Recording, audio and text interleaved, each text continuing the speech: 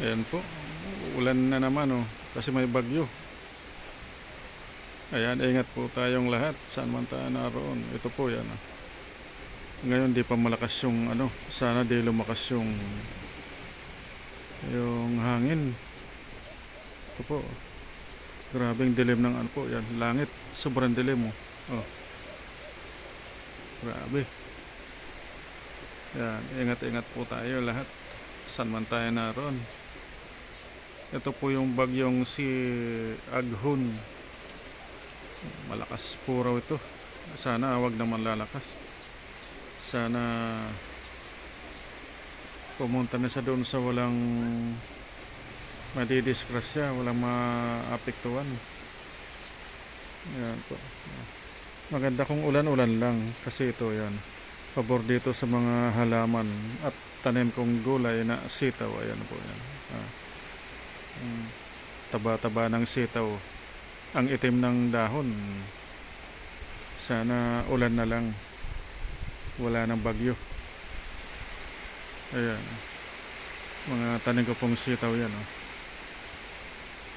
Saka mula nung mag-ulan-ulan, ayan po, mga halaman biglang namulaklak po siya. Kasi na presko na sila, nalamigan dahil panay ulan nga. Ayan. Oh. Pati itong halaman, pati yung saging, ayan.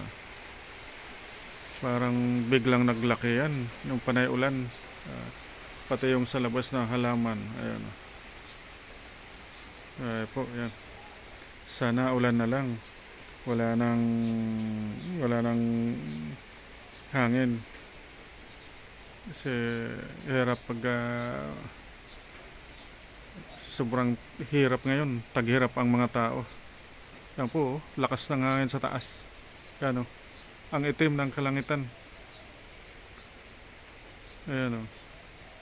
Abagat ang hangin po. Ayan o. Kaya malakas pag abagat, malakas ang hangin. Ayan o. Grabe o. Nag-iipo-ipo sa taas yung hangin. O. Grabe. Yan po o. Sobrang makulimlim ng kalangitan. Yan, kaya ingat po tayong lahat saan man tayo naroon. Lalo yung mga parte dito sa probinsya. Luzon, Metro Manila, Bisaya, yan. Yan po. Sobrang dilim ng kalangitan. Sana ano lang siya.